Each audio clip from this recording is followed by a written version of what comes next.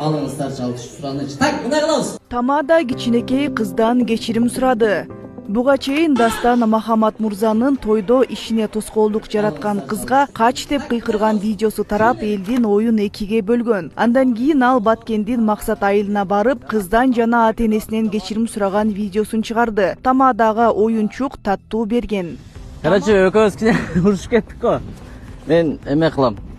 Кечирип коесуңбу мени? Тамада бул окуя ага сабак болгонун айткан. Все, болды, кечирип коесуң дагы, Пока. Ассаламу алейкум, урматтуу достор.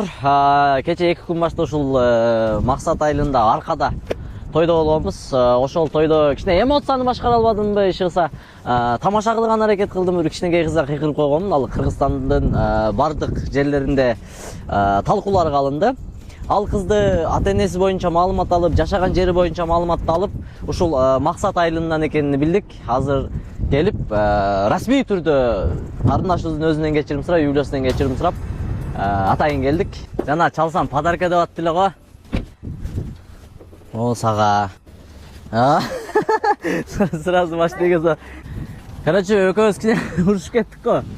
Мен эме кылам. Кечирип коесуңбу мени? Анан кеч келе балдарды алыңыздар деп айта берип. Алдынан чуркап барып ошол алды да. Кечке айттым, балдар көп болчу го. Эй. Жылзайга жолуктук. Апасы менен, туугандары менен баарын менен жолуктук. Кыскасы туура кабыл алышты. Той учурунда ар түрдүү ситуация болот. Балдарды алыңыздар деп кайра айткан учурлар болот. Эми албагандан кийин мен деле өзүнчө эмоцияга калдырдым, иши кылса ушул окуялар болуп кетти.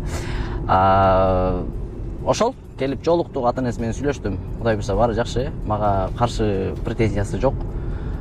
Мен дагы катышы кечирим сурадым.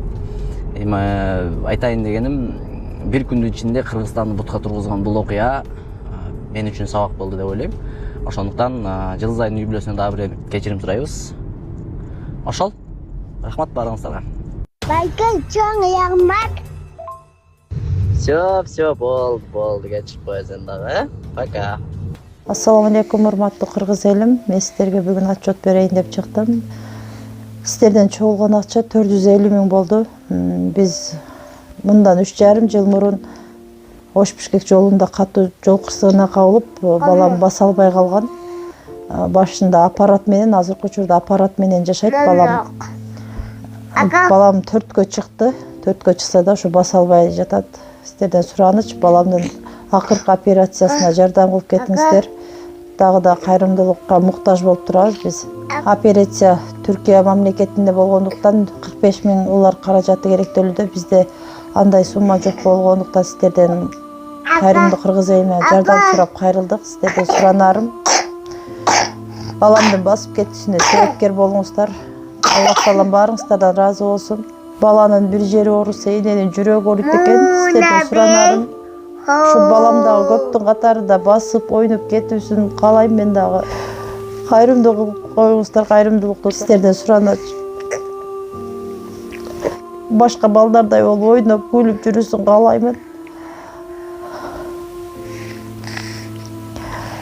Жол кырсыгынан улам ушу балам баса албай, ушу смесь ичет балам. Сүт ичип ушул менен жүрөт. Реквизит номерлер бардыгы өзүмө караштуу. Мбанк 0300 Кутманбек С деп чыгат, өзүмдүн бир тууган энем. Кайрымдуулук кылып коюңуздар, сиздерден сураныч. Россия өлкөсүнөн котором дегендерге 7807 Кундузай деп чыгат, ал да өзүмдүн сиңдим.